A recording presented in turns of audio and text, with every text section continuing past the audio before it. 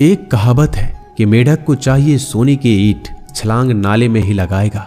वैसे ही कुछ लोग होते हैं। सच और झूठ बोलने वाले चेहरे को परखना सीख लीजिए, क्योंकि यहाँ लोग झूठ भी बहुत सफाई से बोलते हैं। सब लोग यही बोलते हैं कि दुनिया मतलबी है, पर यह कोई नहीं बोलता कि मैं मतलबी हूँ। समय, सत्ता, संपत्ति और शरीर चाहे साथ दे या ना दे, लेकिन समझदारी और अच्छे संबंध हमेशा साथ देते हैं। अहंकार और अकड़ दोनों ही जीवन में सबसे बड़े दुश्मन है, क्योंकि यह ना तो आपको किसी के होने देते और ना ही कोई आपका होना चाहता है। पैसा सिर्फ जीवन शैली बदल सकता है, दिमाग, नीयत और किस्मत नहीं। जिंदगी में खूबसूरत तो बहुत लोग होते हैं, लेकिन जो जिंदगी को खूबसूरत बना दे ऐसे लोग बहुत कम होते हैं। कभी अपनी तारीफ भी खुद कर लिया करो, क्योंकि बुराई करने के लिए रिश्तेदार जो बैठे हैं। कलम तभी तक साफ और अच्छी लिख पाती है जब वो थोड़ा रुक कर चलती है। अगर आपकी दिशा सही है तो आपको चिंता करने की कोई जरूरत नहीं है। बस आपको यह करना है कि सदैव चलते रहना है। अगर आप उन चीजों की कदर नहीं करते जो आपके पास है, तो आप कभी खुश नहीं रह सकते हो। जिंदगी में उतार चढ़ाव और सुख दुख के बाद भी जो आपका साथ ना छोड़े, उस व्यक्ति का आप हमेशा कदर करें। इंसान वह बन सकता है जो बनने का सपना देखता है। हम क्या करते हैं यह जरूरी नहीं, पर जो भी काम करते हैं वह सच्चे मन और दिल से करना चाहिए। दिल में अगर संतोष हो, जहां भी जाओगे खुश रहोगे, लेकिन अगर दिल में संतोष नहीं तो कभी भी खुश नहीं रह सकते। दूसरों की बुराई ढूंढने से कोई लाभ नहीं, क्योंकि अगर आप दूसरों की बुराइयां ढूंढोगे तो उनकी अच्छाइयां आपको कभी दिखेगी ही नहीं। श्री कृष्ण कहते हैं, अपमान का बदला लड़ाई करके नहीं, सामने वाले से अधिक सफल होकर लिया जाता है। बुरा करने का ख्याल आए तो कल पे डालो, अच्छा करने का ख्याल आए तो आज ही कर डालो। परिवर्तन ही संसार का नियम है। एक पल में ही आप राजा से रंक बन सकते हैं या फकीर। पृथ्वी भी स्थिर नहीं है, यह भी घूमती रहती है। दिन खत्म होने के बाद रात आती है, बहुत गर्मी के बाद बारिश होती है। यह बातें पुष्टि करती है कि परिवर्तन निश्चित नहीं है। परिवर्तन स्वीकार करना आपको हर कठिन परिस्थिति में खुश रहने की शक्ति देता है। जीवन एक बड़ा सफर है। आपको हर किसी को जवाब देने और हर चीज पर प्रतिक्रिया करने की जरूरत नहीं है।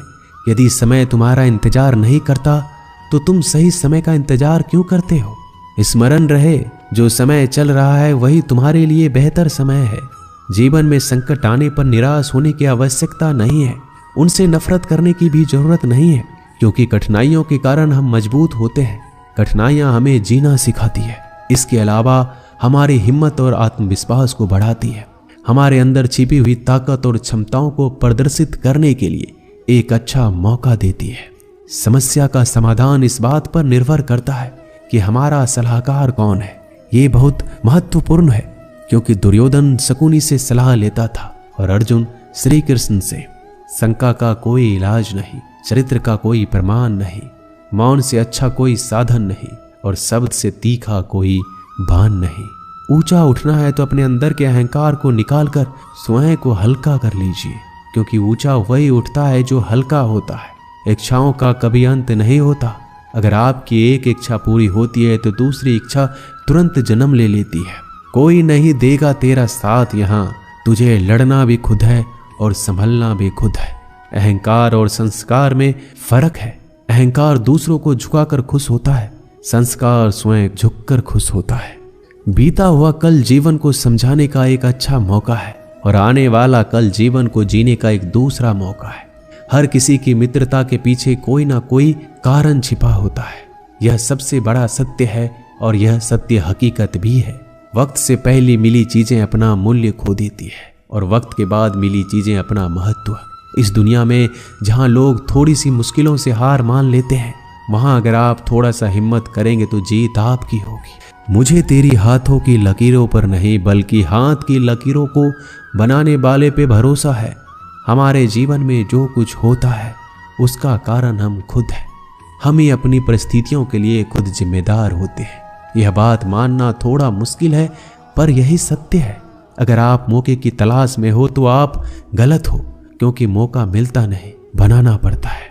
आवाज ऊंची हो तो लोग सुनते हैं, लेकिन बात ऊंची हो तो सब लोग सुनते हैं।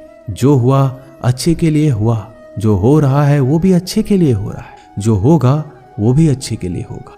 आप जिसकी वजह से निराश हैं उसे भूल जाइए। वर्तमान में अगर कुछ आपको बहुत दुख दे रहा है तो उसके पीछे निश्चित ही बहुत अच्छा कारण छुपा हुआ है।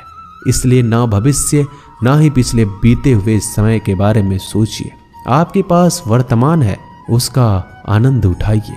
अगर सफलता देर से मिले तो उदास मत होना, क्योंकि छोटे घर जल्दी बनते हैं और महल बनने के लिए समय लगता है। लोगों को बदलता देखकर आप अपना दिल छोटा मत करो। जो बदल गए उन्हें अपनी जिंदगी से दूर कर दीजिए। जिन लोगों ने तुम्हें अपना बनाकर छोड़ दिया उन लोगों को धन्यवाद दो, क्योंकि वही लोग सिखाते हैं कि हर अपना अपना नहीं होता। पतझड़ हुए बिना पेड़ों पर नए पत्ते नहीं आते। कठिनाई और संघर्ष सहे बिना अच्छे दिन नहीं आते। मैदान में हारा हुआ इंसान फिर से जीत सकता है, लेकिन मन से हारा हुआ इंसान कभी नहीं जीत सकता।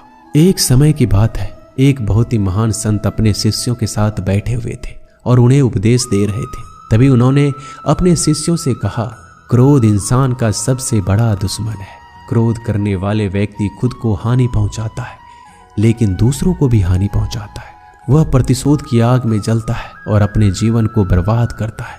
उनके उपदेश खत्म होने के बाद उनके शिष्यों में से एक शिष्य खड़ा होता है और बोलता है, तू एक ढोंगी है। तेरी बात मनुष्य के रहन सहन से विपरीत है।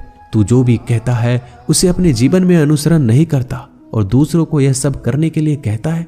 जब उनका शिष्य उनको उल्टी सीधी बातें कह रहा था तब महान संत ने कोई प्रतिक्रिया नहीं दी और वो शांत बैठे थे। लेकिन ऐसे में वह व्यक्ति और भी ज्यादा गुस्सा हो गया और गुस्से में आकर और उसने उस संत के मुंह पर थूक दिया। इसके बाद भी उस संत को गुस्सा नहीं आया।